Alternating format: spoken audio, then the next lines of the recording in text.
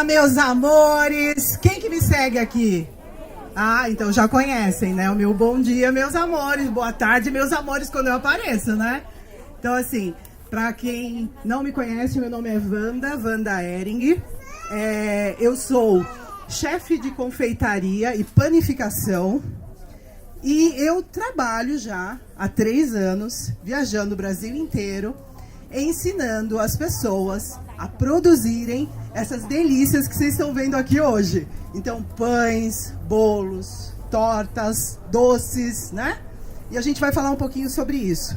É um prazer estar aqui hoje.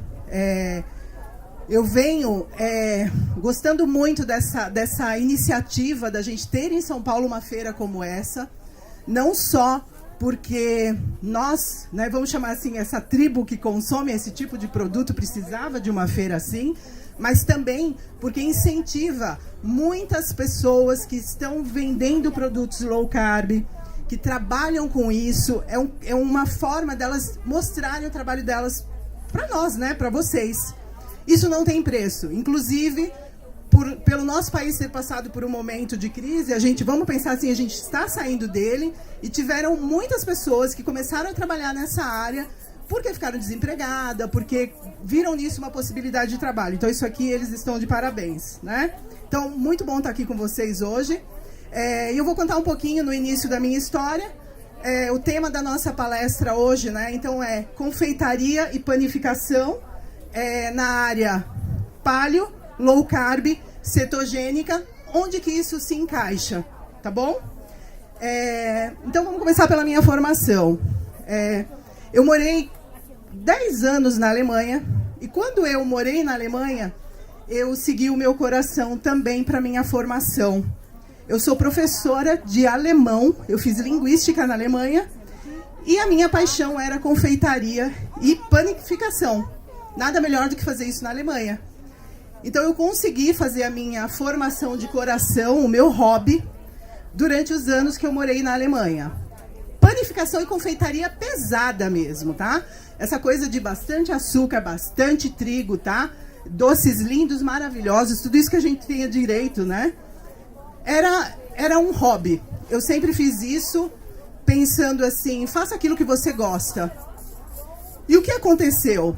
Há exatamente 3 anos atrás, quando a gente começou essa coisa de crise no Brasil, eu já tinha um Instagram grande, muita gente já me conhecia porque eu trabalhava já mostrando os meus trabalhos, as minhas coisas, os meus hobbies no meu Instagram. Eu recebi a visita da Debs, que é do blog da Debs, na minha casa, e ofereci para ela um café low carb. Na época era mais paleo do que low carb. Ela se encantou. Aí ela virou para mim e falou assim: Wanda, por que você não trabalha como isso? Bom, as aulas estavam minguando, as empresas mandando todo mundo embora. Eu olhei para a cara dela e falei assim: eu acho que vai ter que ser, porque vai ser uma forma de eu trabalhar. Só que antes de começar a trabalhar com isso, eu já vinha estudando há muito tempo a low carb, porque era uma coisa nova e a gente tinha muito medo, né? Tinha medo da gordura, tinha medo de tudo, né? Era muito novo. Então, o que restava a nós? Ler bastante, entender o processo, né? E eu demorei, sim, na minha desconfiança, um bom tempo lendo vários livros, até que eu decidi assim, eu vou tentar. Bora fazer esse negócio aí, né? E quando eu comecei, então, a viver a low carb, a viver nesse estilo de vida, eu pude recuperar o meu prazer, que era a confeitaria e a panificação. Porque eu me vi com ingredientes nas mãos que eu sabia que eu podia fazer alguma coisa com eles. Eu falei assim, agora eu vou ser feliz. Eu estou falando isso profissionalmente, tá, gente? E aí, o que aconteceu? Eu já vinha de um sistema aí de dietas, né, onde a gente vivia de tilápia, batata doce, e de repente você poder preparar seus legumes com manteiga, você ter farinha de oleaginosas, aquilo para mim foi a Disney, né? Então eu comecei a desenvolver as minhas receitas. E nisso, aquele empurrão que a Debs me deu, tipo assim, faça disso a sua profissão, ele começou ali. Aí com o meu Instagram, que na época eu acho que eu tinha uns 8 mil seguidores, eu comecei a agendar aulas. E comecei a dar essas aulas e comecei a viajar o Brasil inteiro ensinando isso. Era novo. Eu lembro muito bem que nas minhas classes tinham, assim, 10 alunos. E a gente ia ali plantando a sementinha e ensinando. Muitos deles se tornaram empreendedores. Eu tenho uma veia empreendedora muito forte. E eu acho que eu acabo contaminando os meus alunos com isso. E graças a Deus, muitos deles começaram lá atrás e são hoje pessoas que têm negócios, que vendem, que estão felizes, e principalmente as mulheres. Eu tenho muito orgulho de ter movimentado mulheres a trabalharem em casa, e hoje em dia elas estão até fora de casa, né? Isso é muito bom.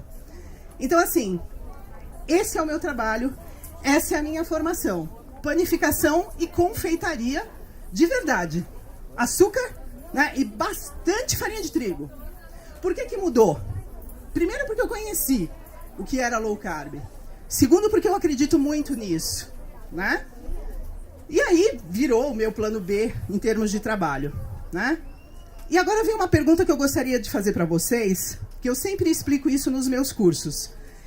Vocês acham que a gente precisa de pão, bolo, brownie, muffins, quiches, low carb nas nossas dietas? Eu estou perguntando muito sério. Quem acha que sim, levanta a mão. Tá. Muito bom.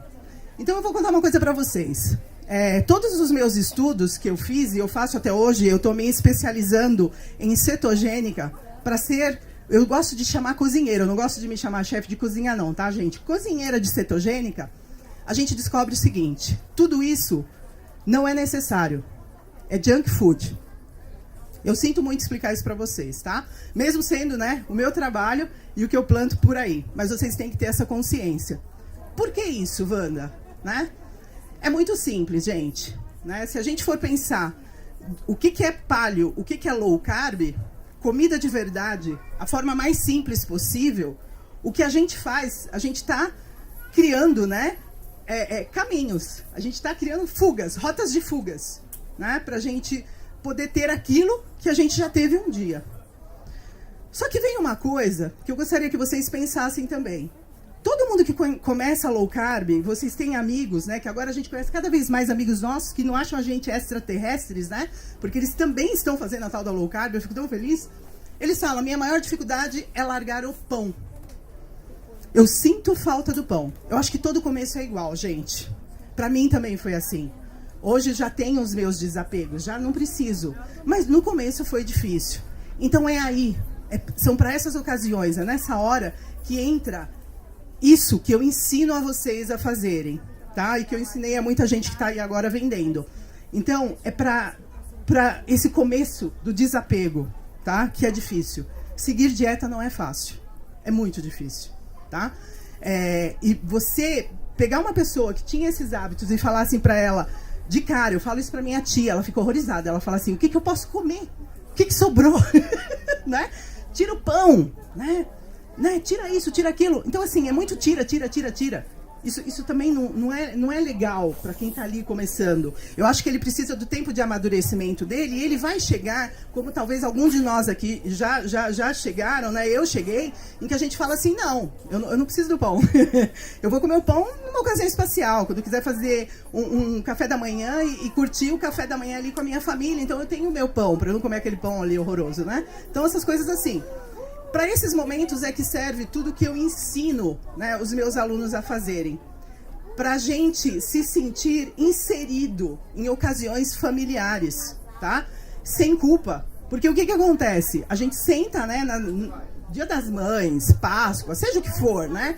Tem sempre aquela reunião gostosa e a gente não pode fugir disso, e que tudo termina em comida. E aí a gente tá ali com aquele bolo maravilhoso, né? Da sogra, da mãe, enfim. E a gente fala assim: gente, eu tô fazendo a dieta essa semana tão bonitinho, né? Porque às vezes a gente faz, gente. E aí eu vou sair agora. Será que vale a pena? Eu acho legal assim, a escolha é sua. Se você quer no Dia das Mães comer o bolo da sua mãe, coma. O bolo da sua sogra, coma. Mas se você também não quiser, porque você tem uma outra ocasião que você sabe que você vai comer, então, nessas horas serve o bolo low carb. Vamos chamar assim, não é?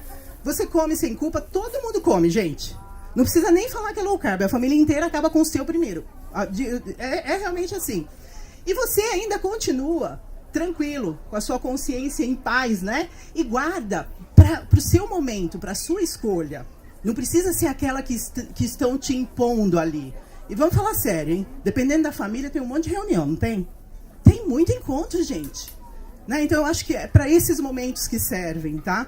São também para os momentos em que a gente, por algum motivo, a gente pensa assim, eu vou jacar, vai dar tudo errado, vou fazer merda, ainda bem que a Fernanda tá vendo antes de mim, vou fazer agora. Aí você vai fazendo aquele bendito daquele bolo, cheio de farinha de trigo, cheio de sabe Deus o que mais, eu sei tudo que tem lá, tá, gente? Mas enfim, não precisa. Aí você fala assim, não, vou fazer aqui o meu bolinho rapidinho, né? Ou eu tenho um pedaço congelado, comprei aqui na feira, eu tenho ali para o momento do desespero, né? Quem não tem seu docinho guardado para o momento do desespero, né? Então, é para essas horas, tá? Que tudo isso existe. Quando a gente faz cursos na Europa, isso eu gostaria de deixar para vocês muito claro, a primeira aula que a gente tem é tudo isso é desnecessário. E é verdade, tá? Mas, eles também falam, as pessoas precisam do tempo delas para desapegar disso, do amadurecimento delas, para poder lidar com não ter pão, não ter bolo, não ter seja o que for, né? E então é um caminho que ajuda. Eu acho que esses produtos ajudam a gente, tá? Aí vamos falar então, dentro da panificação e confeitaria, as diferenças entre paleo, low carb e cetogênica, tá? Então, assim, se a gente for ver uma dieta comum, onde o consumo de carboidratos por dia, grama, a dieta normal é de 300 a 360, a paleo, a gente está entre 180 e 120 de carboidrato, tá? A low carb, a gente está entre 70 e 120 de carboidrato, tá? A cetogênica, entre 30 e 70. A minha que eu estudo agora é entre 30 e 50. E eu comecei há 2 dias a fazer dieta cetogênica. A minha é exatamente 27,1 por dia de carbo. Tá bom? Eu tô falando isso para vocês. Eu não sou nutricionista, né? Já falei aqui, já me apresentei, já falei isso para vocês. Mas é só para vocês terem um pequeno comparativo. E o que me ajuda, então, saber disso? Ajuda que quando vocês na feira, andando aqui, verem um produto paleo, pensem, provavelmente o ingrediente que está sendo usado ali tem sim um pouco mais de carbo. E quais são os carbos que a gente utiliza na confeitaria e na padaria, na panificação, na linha paleo? É o mesmo princípio que a gente vive quando a gente vive essa dieta. Tudo vem da natureza. Então, as farinhas que a gente utiliza são as farinhas de oleaginosas, mais a farinha de mandioca. A gente utiliza muito farinha de mandioca, que tem sim um carbo, né? Que a gente, ali, em comparação com a oleaginosa, a gente percebe. E a gente utiliza também féculas. A gente pode usar na paleo féculas. Que tipo de féculas? A fécula de mandioca. Nada de fécula de batata, nada de fécula X, Y, Z, é a fécula de mandioca. Que tipo de adoçante a gente utiliza na paleo? A gente não utiliza na paleo adoçante. Sabe por quê? O paleo vem, de sua origem, né, consumir o que a natureza nos fornece, o que ela nos dá.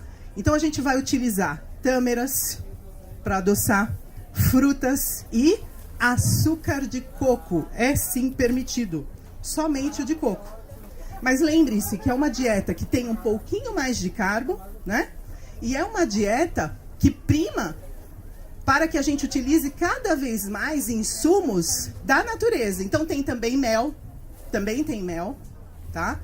E é uma confeitaria muito saborosa, muito gostosa, que é recomendável para quem pode fazê-la. Nada melhor do que o nutricionista de vocês para indicar para vocês isso. Concordam? Então essa seria a nossa panificação e confeitaria paleo, que é sem glúten, muito saborosa, de texturas assim, gente, diferentes de muita coisa que vocês já viram por aí. Não utiliza farinha de arroz, tá? não utiliza, né, o amidos, né, que não seja a fécula de mandioca, e com isso vocês têm sabores assim diferentes, tá? Vale a pena provar. Aí a gente vai para low carb, que é a grande confusão que hoje muita gente me manda, né, e-mail, direct, pergunta, né, nos meus cursos, né? Se a gente for pensar na linha que a gente acredita, que é onde a gente mantém o nosso pico de glicemia, né, sempre estável, a gente não dá picos de glicemia no nosso organismo, a gente vai trabalhar somente com oleaginosas, gente. Nada de farinha de grão de bico, nada de féculas, nada de margarina. Eu já vi produtos sendo vendidos feitos com margarina com óleo. Quem já conhece um pouquinho mais a low carb sabe que a gente não utiliza isso, né?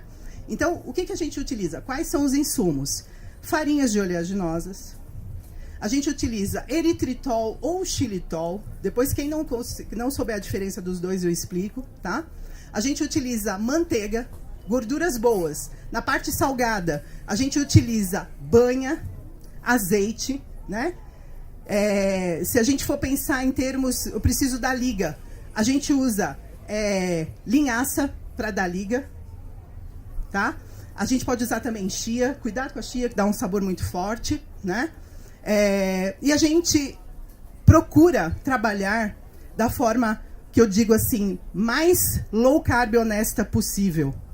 Ah, Wanda, por que não farinha de grão de bico? Se você for olhar o índice, né, o índice glicêmico de farinha de grão de bico é igual a batata doce, tá bom? Então eu poderia usar, depois que eu fiz essa explicação para vocês, né, do que é low carb, paleo cetogênica, eu poderia usá-la simplesmente na paleo, entendeu? Mas não necessariamente na low carb. Sem falar, gente, que farinha de grão de bico, ela tem um sabor característico dela. Vocês já conhecem? Já, né? Então, não é melhor a gente usar oleaginosas? Não é mais saborosa? Além da gente garantir que a gente não vai dar nenhum pico de glicemia no nosso organismo, muito melhor, né? Então, são esses os insumos que a gente utiliza na low carb. Cacau, 100%. Chocolate, 70% ou 80%. Tem que ter cuidado com o chocolate, porque eu sempre explico isso para os meus alunos. Não existe chocolate sem açúcar, gente. A indústria brasileira não nos deixa fazer isso. A denominação sem açúcar, ela é permitida. Eu vou falar para vocês por quê. Porque este chocolate, eles usam na matéria-prima um poliol, como, né, eritritol, xilitol e outros mais. Esse poliol, e se vocês lerem o blog do Dr. Souto, vocês vão ver isso, esses polióis, dependendo do poliol que a indústria utiliza, ele também dá pico de glicemia, igualzinho ao açúcar. Tá aqui, ó, uma Nutri que não me deixa mentir. Tem mais alguma Nutri? Isso, se eu falar besteira, por favor, corrija. Eu gosto de aprender com vocês, tá? Então, assim, ele também dá pico de glicemia. Então, tem que ter cuidado com essa denominação sem açúcar. Na verdade, a indústria permite isso, tá? E tem também uma relação de fibras, uma série de coisas. Mas também dá o seu pico de glicemia. Mas a gente não tem outra opção, concorda? Então, assim, né? A gente escolhe o chocolate 70% ou 80%. Mas a gente não pode se iludir, gente, achar que não tem açúcar. Não é verdade. E o que acontece também, eu não sei se vocês já andaram comparando alguns chocolates, é que alguns chocolates, eles parecem sim mais intensos no sabor do doce. Já perceberam isso? É porque o poliol dele está em excesso. Eles fazem isso para mascarar aquele sabor do amargo do chocolate, tá? Então tenham cuidado, porque pessoas sensíveis, por exemplo, né, percebem, soam frio, tá bom? Quando comem um chocolate desse. Então é porque ele está carregado no poliol. E a indústria está nos enganando? Não, gente, não está. É permitido a indústria colocar, sim, o rótulo de sem açúcar. E eles estão corretos, tá bom? Eles estão seguindo as normas. Cabe a nós entender o que é esse sem açúcar, tá? E aí fica ao cargo de vocês escolherem qual que é o chocolate que vocês querem usar. Em termos de sabor, né, a gente tem opções como Calebu, que são bem intensas no sabor. Eu costumo falar o seguinte, gente, esse povo belga sabe fazer chocolate. Mas, enfim, a gente tem também problemas de outra ordem, que é valores, né? Não é barato, não é um produto barato. Às vezes, a gente não consegue encontrar Calebu com facilidade, né? Some, dependendo da época, você não encontra. E aí vocês teriam outras opções no mercado, né? Que vocês vão poder usar. Eu utilizo agora Chocolife, tá? E eu tô gostando da Chocolife, apesar da minha gatinha chamar Calebu, tá bom? Então, assim, eu utilizo o Chocolife. E cabe a vocês escolherem outras marcas, né? Vejam aí. Quando vocês sentirem esse sabor mais adocicado, não pensem que vocês estão sendo enganados. Na verdade, é porque tem um excesso de poliol ali e tem que ter na medida certa, tá bom? Aí vamos falar agora de dieta cetogênica, tá? Como que entra panificação e confeitaria na dieta cetogênica? Então, vamos lá. Dieta cetogênica, gente, ela tem um percentual maior de gordura, tá bom? E muito pouco de carbo. Quando eu desenvolvo um produto cetogênico, como, por exemplo, o pão Pullman, quem me segue sabe disso, ele é um pão cetogênico. Ele tem, em sua maioria, nos seus ingredientes base, ele tem gordura boa. No caso de oleaginosas desse pão, tá bom? Ele tem muito pouco farinha, que não é também de oleaginosas, é farinha de coco, tá? Isso que vocês precisam saber. Produtos cetogênicos, eles utilizam a farinha que tem mais baixo carboidrato, a de coco. Não tem como fugir, se for trabalhar de forma honesta, tá? Então, assim, eu crio um pão, ou eu crio uma torta, onde o percentual maior de farinha é farinha de coco. E nessa produção também, o percentual maior dos insumos é uma gordura boa, que pode vir das oleaginosas, né? De pastas também, como do coco, de pastas de coco, tá? No caso, quando a gente vai para a área salgada, né? Da banha, principalmente na cetogênica, ajuda muito a utilização de insumos como óleo de coco.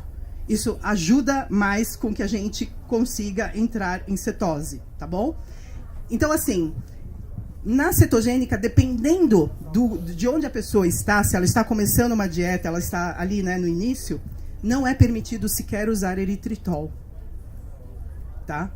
Tem receita, se vocês olharem no meu site, www.vandaering.com, aproveitem, assinem, inscrevam-se, porque vocês vão receber informações, inclusive como essa. Eles estão aí filmando, porque a gente vai mandar para todo mundo depois. Então, assim, a gente utiliza na cetogênica, em alguns momentos, alguns produtos que a gente faz, por exemplo, bolo, sem eritritol. Adoça com especiarias. A gente engana com as especiarias. Porque o eritritol também, dependendo do momento que você está na cetose, ele te tira da cetose. A gente tem que ter essa consciência, né? Por exemplo, tem uma receitinha que eu vira e mexe, eu gosto de fazer, é um mingauzinho cetogênico, tá? Que tá lá no meu site. Que ele não tem nenhuma gota de eritritol. E não faz falta. Tá bom? Então, pensem nisso, é bom vocês saberem disso. Porque depois vocês vão sair para comprar, ou alguém vai oferecer para vocês cetogênico. Dá uma olhadinha na lista de produtos. O ingrediente maior ali vai ter que ser a gordura. A farinha utilizada ali vai ter que ser a farinha de coco. Do contrário, não se iluda, você vai sair da cetose. E é uma coisa séria, a gente está falando aqui de saúde, gente. A gente não está falando só de dieta. Cetogênica é uma dieta alimentar que ela é utilizada, por exemplo, por pessoas que têm epilepsia, casos gravíssimos, e ajuda muito, tá? Na Europa, o meu segundo curso, depois que eu terminar esse, que eu quero fazer, é a alimentação cetogênica para tratamento de pacientes que tiveram câncer, têm câncer ou estão em tratamento de câncer, tá bom? Então é coisa séria. De que se alimenta o câncer? Né? Então, tudo isso, dentro da cetogênica, é muito mais sério do que na low carb. Uma dieta cetogênica, para vocês terem uma ideia, ela tem a quantidade de carbos diário. Se eu ultrapasso, eu saio da cetogênica. Eu demoro 3 dias para entrar de novo em cetose. Tá? É uma coisa assim...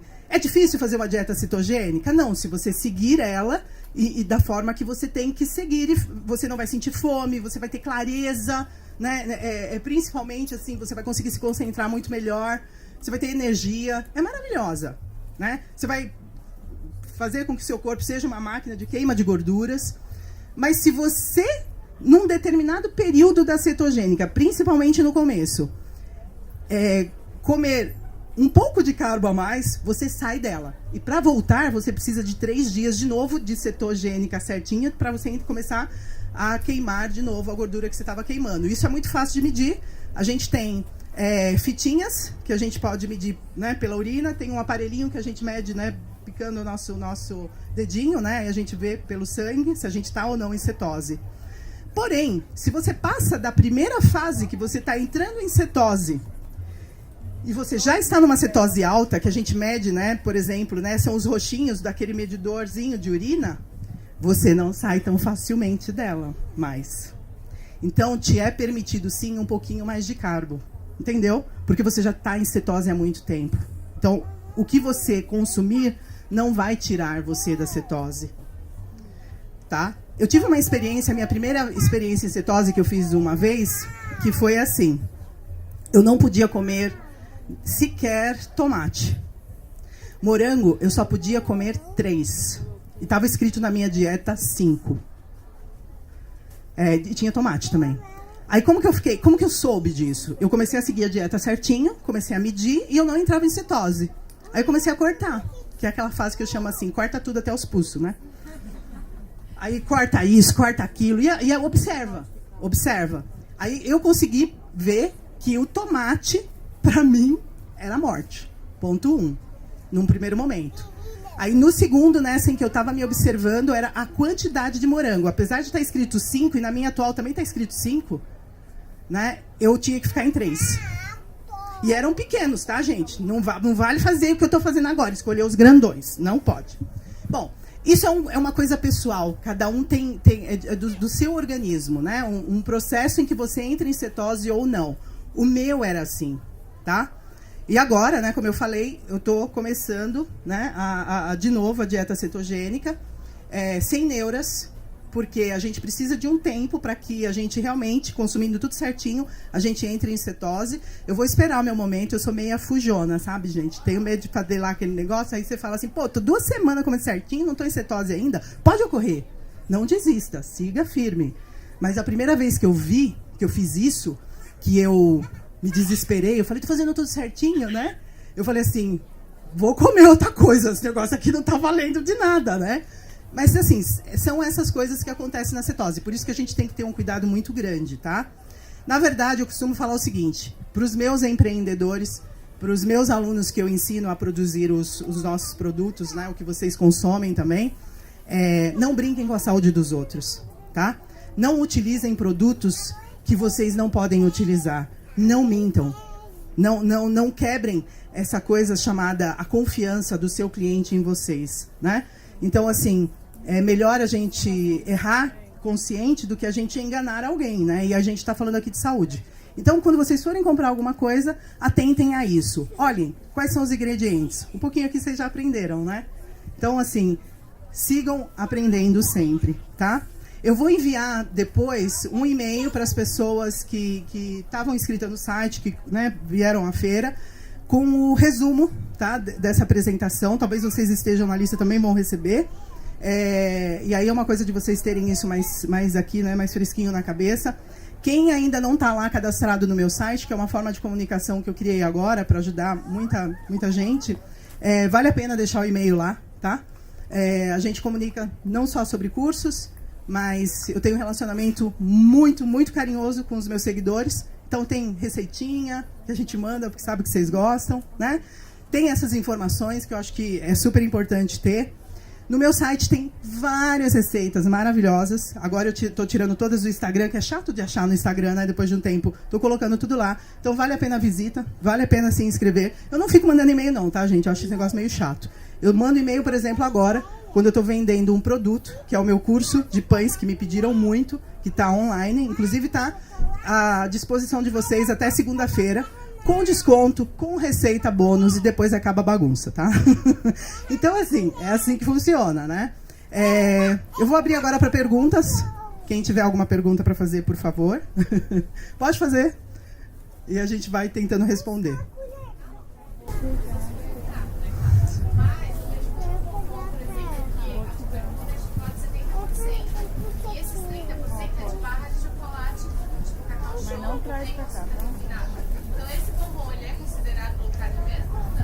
Ó, eu vou dizer para você como que eu me comportaria nesse caso. Eu não compraria o produto, tá? Se você está desconfiada de que esse chocolate ele contém açúcar, se a pessoa que está vendendo para você ela não consegue comprovar que não tem açúcar, não compre. O correto é ela utilizar um chocolate 70% ou 80%. Mesmo o da Cacau Show, gente, não se iludam, ele é 70%, tá? Mas ele tem o teor de cacau que a gente precisa, você concorda? Ele tá lá, pode estar escrito que tem açúcar, ele está pelo menos sendo honesto. Aquele que está escrito 70% sem açúcar, ele colocou um poliol. E às vezes ele carrega tanto no poliol que vai te fazer mais mal do que o Cacau Show. E eu não ganho nada para falar isso, tá? Vocês é que tem que saber. Eu não vou falar a marca, mas uma vez eu comprei um chocolate que era 100%. Você fala, uau, 100% cacau, bora nesse, né? Eu suava, assim, frio. E quando eu sou frio é porque tem açúcar aí ou tem poliol em excesso, tá bom? Então, assim, fica a dica pra você, tá? Saber de quem que você compra o seu produto, tá? Mais alguma? Pode falar da diferença do eritritol e do xilitol? Eu acho que eu preciso te dar o microfone. Eu quero saber só a diferença. Tá, então vou repetir. Ela quer saber a diferença entre o xilitol e o eritritol. Bom, basicamente é o seguinte, eritritol tem menos carbo que xilitol, tá? Então, pra gente já acaba sendo uma vantagem. A absorção do xilitol e do eritritol no nosso corpo ela é diferente. Por isso que o xilitol causa diarreia e o eritritol não. Reza a lenda, isso aconteceu comigo, que depois de um certo tempo de consumo de xilitol, a gente não tem mais o desconforto, tá? Da diarreia, que é o que acontece para algumas pessoas, tá? Mas eu conheço pessoas que até hoje elas não podem consumir xilitol. Então a gente teria a opção do eritritol, né, principalmente para esse desconforto. E por ele ter também menos carboidrato. E a grande vantagem do xilitol hoje, né, e do eritritol com relação ao xilitol, é que o preço dele está mais acessível. Bem mais acessível. Antigamente a gente só tinha xilitol. Gente, eu comprei xilitol já a R$120 o quilo. Olha a loucura que era isso, né? E hoje a gente tem um eritritol, não sei, a última vez que eu comprei eu paguei 32 no eritritol. Para mim a regra é clara. Eu tenho para comprar, porque antes a gente não tinha no Brasil, só tinha xilitol, então a gente usava o xilitol, mesmo sabendo disso tudo. A partir do momento que chegou o eritritol, eu comecei a comprar o eritritol e ainda deu a graça do eritritol estar mais barato. Então chega de bagunça, é eritritol, tá? Então, é isso. Ah, tem, adoro essa pergunta, bora lá. Todo mundo aqui gosta de utilizar aquele resíduo do leite de coco para fazer o quê? Bolo. Legal. Mais o quê? Então eu vou ensinar para vocês a melhor coisa que fica com aquele resíduo do leite de coco. É a farofa. Por quê? Quando a gente faz o leite de coco, a gente tirou dali a gordura, toda a gordura saiu do resíduo que sobra, então é fibra, e a gente retirou o sabor.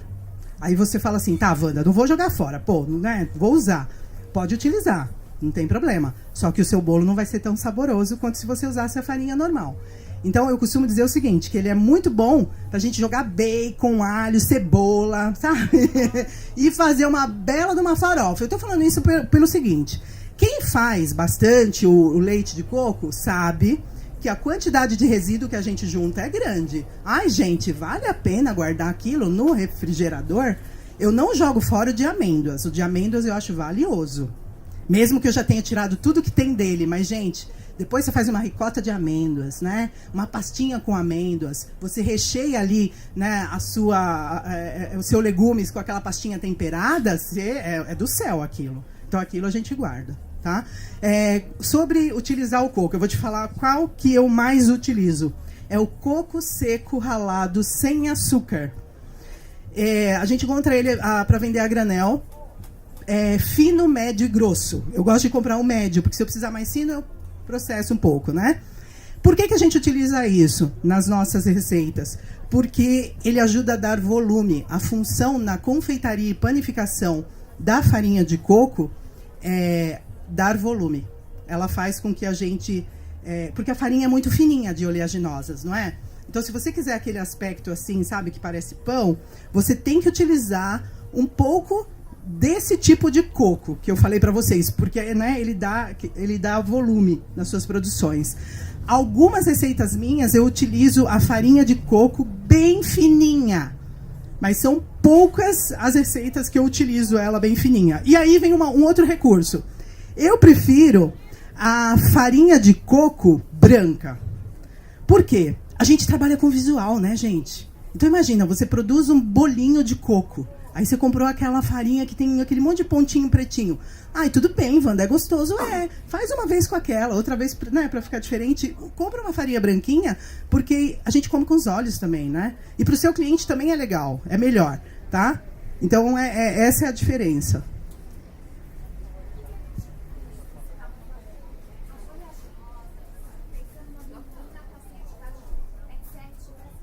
Tá.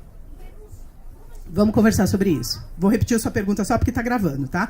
Ela perguntou para mim em termos de custo, né? As oleaginosas, né? A gente tem amendoim, né? E a gente tem, vamos pegar lá na ponta, macadâmia, né? R$ 7,70 lá na ponta, né? R$ 7,00 amendoim, R$ 70,00 lá embaixo, né? Eu sempre falo uma coisa para os meus empreendedores. Qual que é a linha de produtos que vocês querem vender? Qual que é o cliente que vocês querem atender? Qual que é o diferencial do seu produto? Porque nós, clientes, a gente também está disposto a pagar por isso. Por exemplo, se você vende um pão que tem só farinha de amêndoas, quem está comprando esse pão sabe que essa farinha de amêndoas custa... Quanto? 60, né? Sei lá, o último preço que eu comprei aí estava 40 e poucos, né? 45, então tá certo ainda. Bom, então assim, tem um valor para isso, gente. E aí o que eu faria? Se eu estou produzindo esse tipo de produto, meu público consome esse produto, paga por ele, então eu utilizo sim a farinha de amêndoas. Ah, não dá. Lá no meu box, por exemplo, sem chance, vai ficar tudo empacado. O que eu utilizo? Farinha de amendoim. Então, por exemplo, no meu box, quando eu não faço nada para vender, só para vocês saberem, tá, gente? Mas quando tem festa, que eu faço alguma doação, faço alguma coisa das minhas pesquisas e tal, eu entrego muito de farinha de amendoim, tá? Porque eles vendem para poder depois ir para os campeonatos e tal, porque é barato, é saboroso. Então eu vendo muito lá, né? A gente coloca para vender bolo paçoca, pão de amendoim com canela. E o pessoal compra, porque tem um custo acessível. Vocês têm que saber qual que é que tipo de público que vocês atendem, que tipo de cliente que vocês atendem. E aí vem uma coisa que eu vou falar para vocês aqui, que eu falo só nos meus cursos, fica uma dica legal. Todas as vezes que vocês forem preparar um produto que ele tem muito chocolate, muito cacau, vocês podem utilizar farinha de amendoim. Ninguém percebe, gente. Faz uma vez o teste em casa. Faz com farinha de amendoim, faz com farinha de amêndoa. Duvido você dizer qual que é de amendoim e qual que é de amêndoas, tá? Então tem isso também. Só não vale enganar o cliente, né? Fez o bolo de chocolate com farinha de amendoim, coloca lá nos ingredientes farinha de amendoim, tá? E outro detalhe, farinha de amendoim, é importante vocês saberem qual é a procedência dessa farinha. Eu só aconselho os meus alunos a comprarem da Santa Helena. Pacote fechado. Santa Helena tem um cuidado, sabe? Com o amendoim muito grande. Então, assim, vocês vão pagar um pacote aí de 2 quilos, 13, 14 reais, está na minha cidade. Mas é a segurança de vocês também, tá? Tem que fazer esses pequenos reajustes. Dá para jogar também 70% de farinha de oleaginosas, tipo amêndoas, tipo macadâmia, e 30% de amendoim no seu produto. E aí você consegue dar uma equilibrada em termos de valores. Mais uma vez, escreva e deixe claro isso. Tem gente que não escreve, tá? Wanda, como que é produzido esse... Desculpa. Como que é produzido esse... Porque o xilitol vem de fibra de alguma... O eritritol também vem da beterraba, tá? É um poliol que vem de frutas. Joga na internet que você vai ver lá as fontes dele bonitinho, tá bom? Peraí, calma, só um segundinho. A pergunta dela foi como que era produzido o eritritol. Tinha alguém aqui? E o país, Wanda? Me fala alguma coisa. Eu não utilizo painço para nada. Não? Nem na paleo, nem na low carb, muito menos na cetogênica, tá bom? Eu prefiro trabalhar na paleo, então, com insumos que sejam de qualidade de raízes, né? Que aí eu tenho um carbo de absorção lenta e eu não fico fazendo essas estripulias com painço, não. Isso aí já ficaria para a linha funcional, tá bom? Próxima pergunta. Vamos por aqui. Tá, então vamos lá. Ela quer saber sobre a goma xantana e o psyllium nas receitas. Goma xantana a gente não utiliza em momento algum, nem na paleo, nem na low carb, nem na cetogênica. A gente utiliza goma guar, G-U-A-R, tá? É um ingrediente que é novo para vocês, né? Então eu vou lembrar para vocês de um caso que aconteceu no último Masterchef. Eu ria muito. O cara queria dar liga em um nhoque que ele tinha feito com uma raiz. E ele me pôs xantana. Xantana dá volume. Xantana não dá liga. Entenderam, então, agora qual que é a função da goma guar? É dar liga. Tá? Eu não preciso dar volume usando xantana quando eu tenho oleaginosas. Eu já tenho volume na oleaginosas. É difícil. Você encontra da empresa Leve Croc xantana e guar misturada, que você pode utilizar. Ou você encontra na Ingredientes Online, eles têm a goma guar, tá? Vocês podem pegar pelo correio. Na Barra Doce tem só goma guar também, só para você saber, tá? Mas todo mundo me pergunta, vamos ao psyllium, que fazia parte, né? Eu evito ao máximo utilizar psyllium nas minhas produções. Ao contrário do que muita gente fala, principalmente as blogueirinhas que não estudaram para isso, que eu acho que cada macaco no seu galho, psyllium, gente, não deixa bolo fofinho. O que deixa bolo fofinho é clara bem batida. Não é psyllium, tá? A função do psyllium na nutrição é completamente diferente do que as pessoas imaginam. E a gente tem que ser muito responsável com isso, utilizar esse ingrediente. Eu vou precisar dizer para o meu cliente que ele vai precisar consumir mais água. Né? E para que eu vou usar um ingrediente que não é necessário? Não preciso dele para deixar fofinho. Mas eu tenho, sim, alguns pães, esses, inclusive, que estão sendo vendidos online, eles utilizam psyllium, que era a forma que eu encontrei para deixar eles naquele formato bonito que vocês veem. Esses desse ano que eu comecei a dar o curso, eu já tirei o psyllium. Eu sou muito responsável com a utilização dos ingredientes. Eu penso sempre nisso. Aí eu vou buscando formas de substituí-los. Não preciso do psyllium, não utilizo. Tá bom? Vamos lá, tinha mais uma pergunta.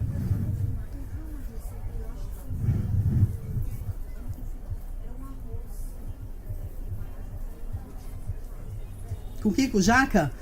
Não, com conhaque. Era o conhaque. É o conjaque. É o que eu chamo de conhaque. É que, ó, não esquece que eu morei muito tempo na Alemanha, em alemão, J-E-I, aí eu falo sempre conhaque, é o conjaque, tá? Então eu vou explicar para vocês, eu vou explicar. Bom, esse macarrão, não sei se vocês já viram, tem um macarrão que é low carb, é verdade? E tem um arrozinho também que é low carb. Ele é feito de uma fibra, depois joga na internet, que vocês vão ver, é super interessante, chamada glucomannan. Glucomannan, tá? Tem várias funções, inclusive, tá? E ele é low carb, sim. Quem não consumiu ainda, só para vocês saberem, tá? Ele tem o aspecto de arroz, ele tem o aspecto de macarrão, inclusive tem parafuso, tem vários, lasanha e tudo mais, né? Só que ele é de sabor neutro. Não tem sabor. Tipo assim, ó, a pupunha tem mais sabor que ele. Então, o grande negócio aí, para preparar um produto como esse, é caprichar nos molhos. Mas, gente, engana bem. Aí, um outro detalhe que as pessoas esquecem, elas não lavam o produto. Tá escrito na embalagem, gente. Tem que lavar o produto. Aí elas dizem assim, tem gosto de alga. Mas é porque não souberam, não seguiram as instruções, tá? Eu acho assim, que como alternativa é muito bom. Infelizmente, ainda tá caro, né? Vou mentir pra você não. Eu ganhei uma caixa grande e tá lá. R$32, né? Um pacotinho. Não é para todo mundo. Dá para congelar. Depois de pronto, eu já congelei. Nossa, fica maravilhoso, tá? Quem mais? Mais alguma perguntinha?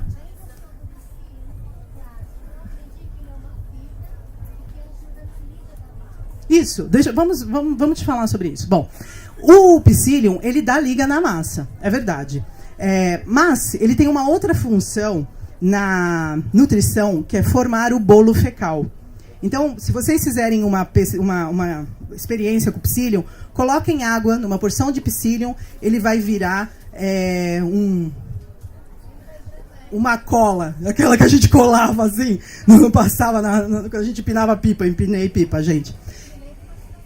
Exatamente. Aí o que acontece? Falando em termos nutricionais, tem nutricionista aqui que pode me corrigir. Ele entra ali no nosso intestino, né? Ele segura tudo que a gente se alimentou e tal, e ajuda a formar, então, o bolo fecal, tá bom? Então, ele leva embora todos os nutrientes que você comeu.